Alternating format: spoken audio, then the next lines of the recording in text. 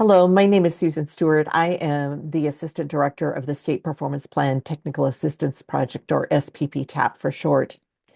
SPP-TAP is funded by the California Department of Education through a contract with Napa County Office of Education to provide technical assistance to local educational agencies that are significantly disproportionate.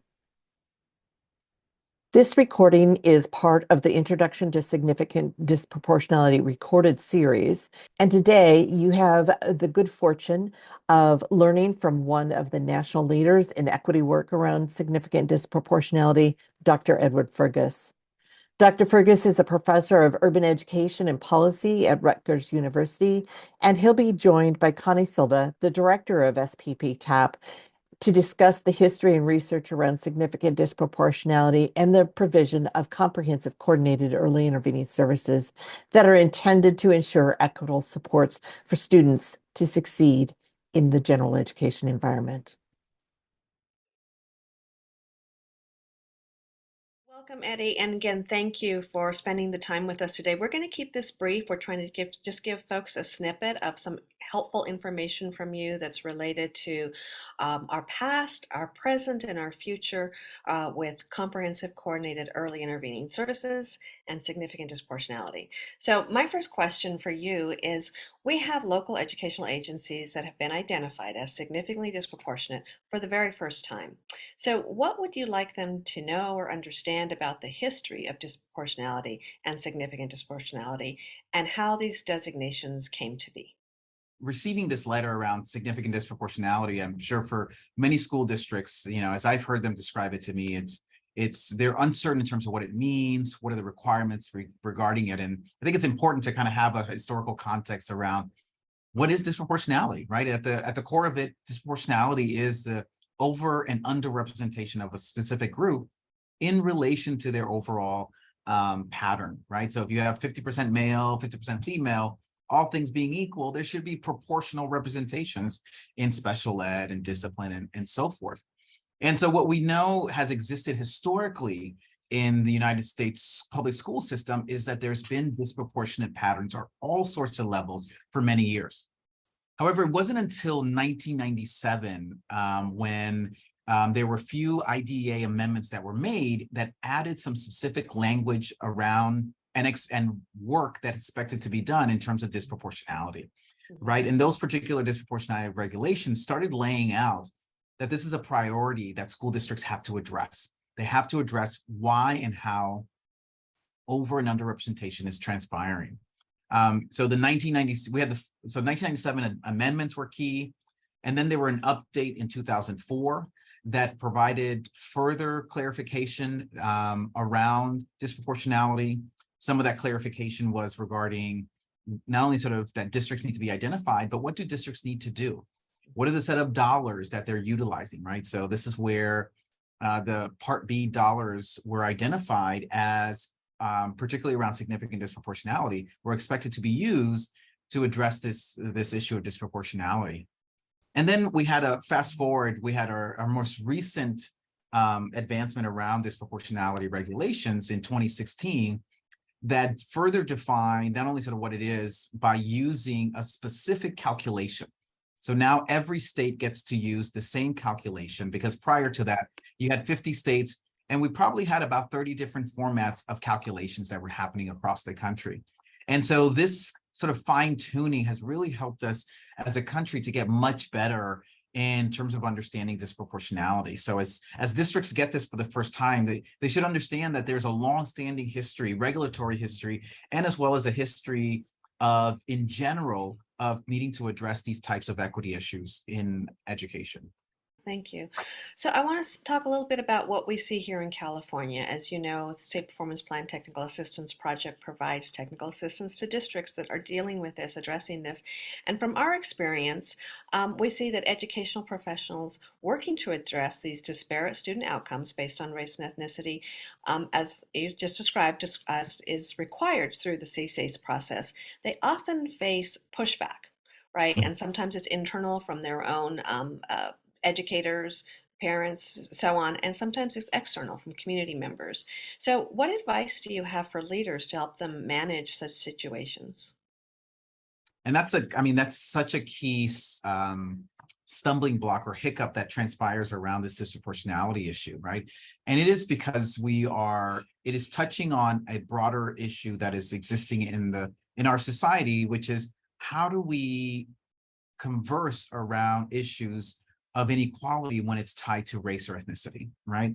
And so for leaders to have to do this work, it's important that they take their time to tell the story of disproportionate patterns, right? And so that involves starting off by making sure that they are identifying the types of data analysis tools that are available for them to use to define for the public, both internal and external, what's the dimension of disproportionality, right? So some of what I outline in my own book and in my own work is to provide very specific layering around the types of data patterns you should look at and provide as part of the communication for both internal and external community members, so that there's an understanding of what are the dimensions of disproportionality. You know, the lay person usually does not have sort of that availability to that type of information, and I do believe that part of the sort of the difficulty that folks have around absorbing disproportionality is because they just haven't been exposed to the depth of information of knowing what it is, right?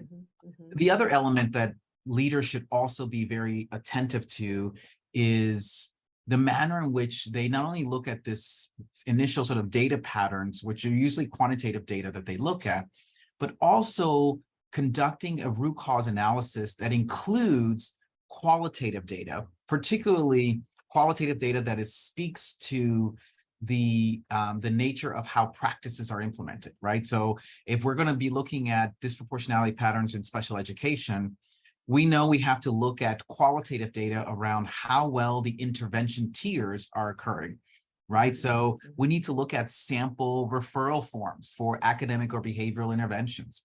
We need to look at how well are those forms completed in terms of the information that we need to ensure that we're providing the appropriate level of interventions for kids to help remedy the particular issue, right? So it's important that leaders are creating an opportunity for themselves and their teams to have a process, a root cause process that will get them to that. And, you know, I'm a big fan of making sure that we use actual information of what we do and not just gut feelings, right?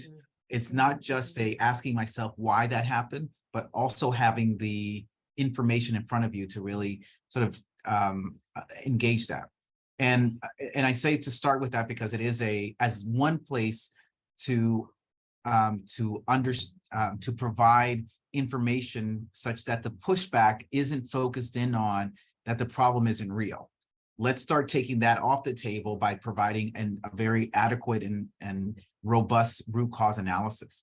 There will be other pushback, but it won't be about is it actually happening? I know you have a lot of, again, you've been doing this this work for a very long time and supporting not just California, but other states, other districts as well. So what other common challenges do you see that leaders or our teams are likely to confront as they, start working on this racial equity issues? You know, so it's, there's two big things, Connie, that keep showing up. And the first thing is that there is a challenge that leaders have in terms of the staff readiness to discuss the intersection of racial, ethnic patterns in terms of their practices, right? There is this, and when I mean this, the readiness, it is the readiness around being able to understand it, the readiness to of the language to be able to have dialogue around it, and that includes, for example, I've had, staff who go through a root cause process and they have to go through these machinations of how to engage these ideas. Like I've had administrators talk to me about that part of the reason the disproportionality is happening is because there's power lines that are by the trailer parks that their kids are living by, and that's what's causing the disproportionality. And part of it is like they have to go through this sort of this process of taking their different levels of hunches that they maintain And in an instant like that with the power lines, I asked the question, okay, so walk me through how the power lines end up affecting your decision-making around doing the evaluation and determining that the child has a disability, right? Is there other things that are happening before even the power lines are in effect here, right?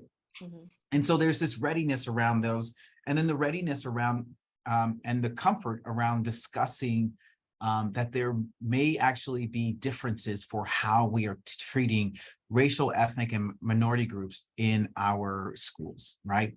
And that's touching on a wound that has existed in our society for such a long time that we're still struggling to figure out what's our national curriculum for healing that wound, right? And so leaders are in a position where they're having to develop what I like to call the level of equity literacy so that staff are able to really engage in the dialogue that is necessary to make programmatic changes.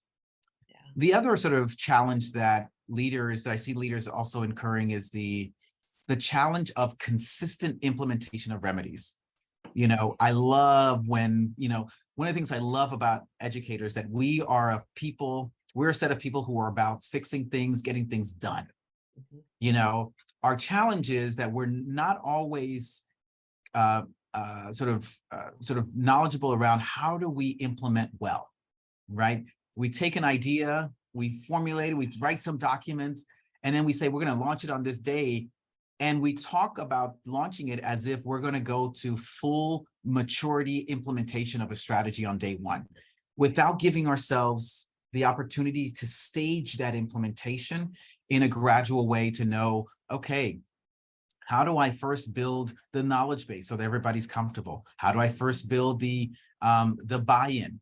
How do I make sure that the resources are ready to go? And we see that in so many different industries where we gotta make sure we pilot the heck out of something first, right? Like, before you put a new car on the road, you want to make sure that every piece of it works before you really put it out for its full test drive.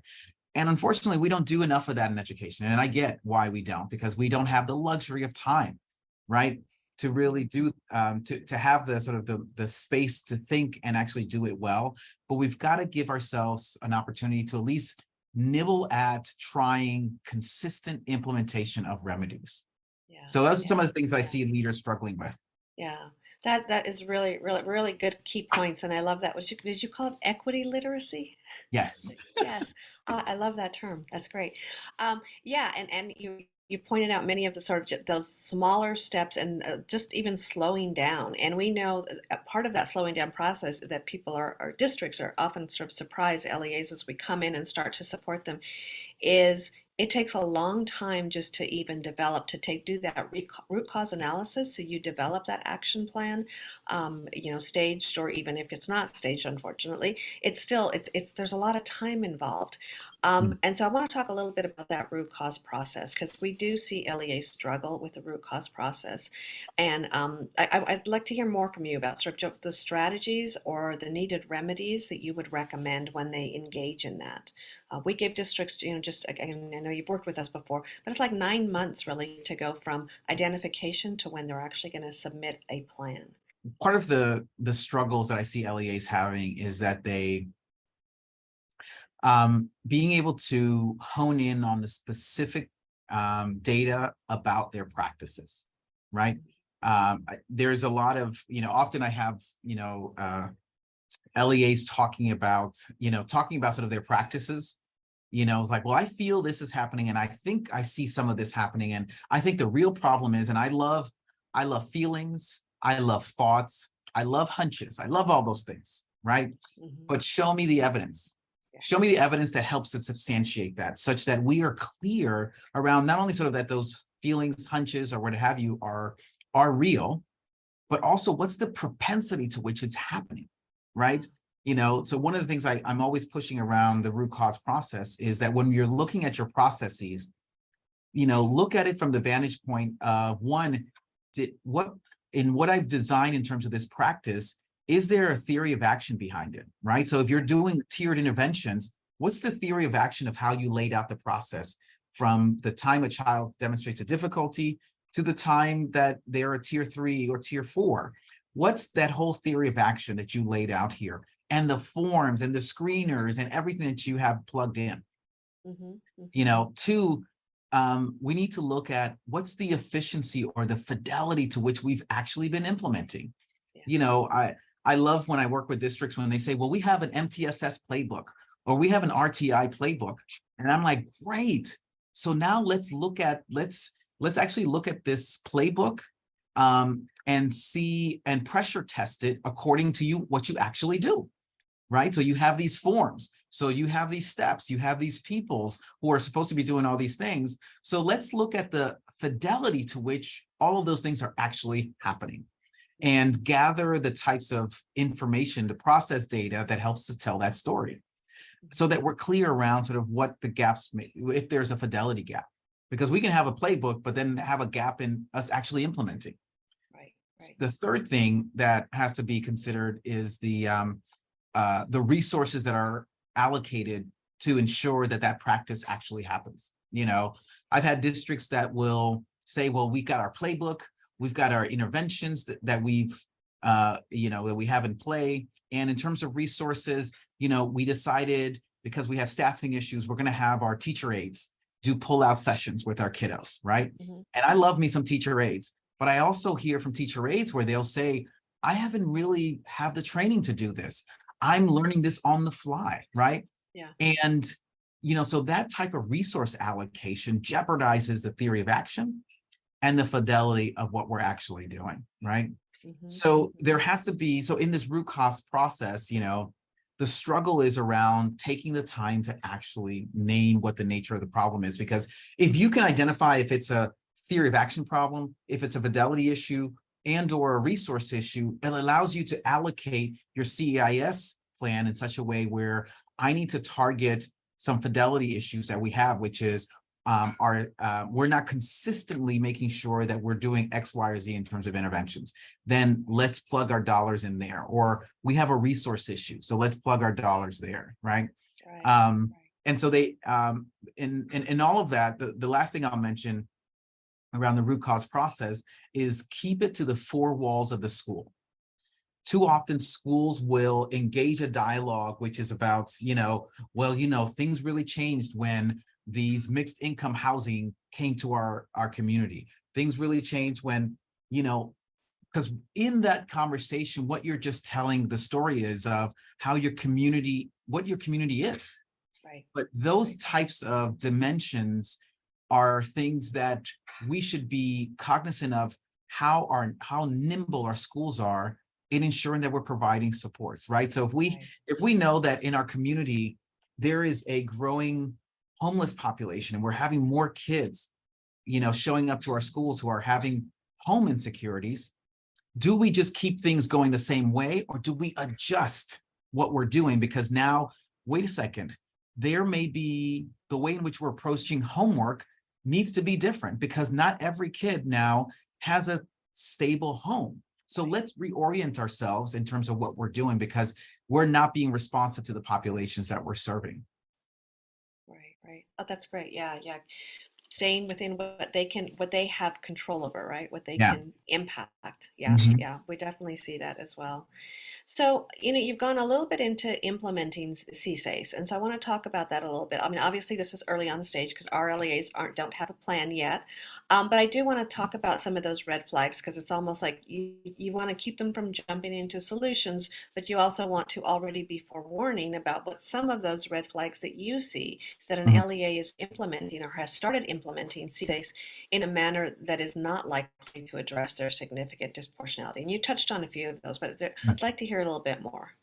Yeah, you know, so it's interesting, you know, I get a chance to review for some state ed departments. I've been reviewing CIS plans, and I've been writing sort of feedback notes for every district CIS plan, right? And so some of the stuff that I'm seeing is, one, is that there's a great deal of attention, and some of this has to do, some of these gaps that I see in what they're building in their plan are gaps that are reflected in their root cause process, right? So I want to sort of make sure I sort of make that connection. So what I see in the plans in terms of some of the difficulties is that, or red flags, is that there's an attention to adding more staff and limited coaching and PD on the content, right? It's the, we're going to solve our problem by putting more bodies, right? Now, the bodies may be of particular need. Like, let's say, you know, we realize we have a gap in our tier 2 and tier 3 behavioral supports for our kiddos. So we're going to need particular expertise to come in and support that, right? That is only going to provide us the types of supports for the current flow of students who are needing those supports. But it doesn't help us to build a broader foundational understanding of how do we also prevent some of these set of issues showing up, right? So the need to have more, you know, let's say behavioral specialists on a tier 2 and tier 3 level without them also having an opportunity to plug into tier 1 support of educators means we're just adding more staff so that we can send more kids to these particular, you know, sort of dimensions. So it requires us to actually build plans that we're going to add more staff. We better add more coaching and add more PD, because it can't all just, we're not going to staff our way out of this problem, right? Because next thing you know, you'll have a inverse triangle of support services, right? In terms of what we're providing kids. And then the other thing that I see a lot of CIS sort of plans having that are red flags to me, an over or primary focus on fixing the kids strategy and less about building the infrastructure capacity that is necessary to be nimble in responding to the needs that kids have, right? There's a lot of stuff where it's like, oh, you know something, we need a new SEL curriculum. Oh, we need more tier 2 and tier 3 interventions. Oh, we need more staff to help with these kids, right? And there's a great deal of orientation towards fixing kids and less about changing the infrastructure that also played a role in creating this problem, right? So it's not because otherwise we're orienting towards, oh, we just have more of these problem kids versus reconciling that our system isn't organized to really support and provide preventive and intervening supports for our kids to return to the tier 1 set of supports that they're they're expected to get as part of their public education experience. Yeah. Well, I mean, I love what you're saying because it really gets at what we emphasize often when we see some of that. What you're describing, there's a reason this is called comprehensive, coordinated, early intervening services, right? It's not necessarily after students have been identified as needing additional supports. But some of those early supports and also the systemic change, the systemic improvements. So we do see systemic interventions as part of the CSACE plans regularly here in California. And so many of them have activities, implementation of things like the MTSS and PBIS and so on. So I'd like to hear a little bit more because I think there's potentially good ways to do that and not such good ways to do that. So do you have advice or guidelines that you can offer around implementing these sort of systemic changes when they're trying to address significant disproportionality?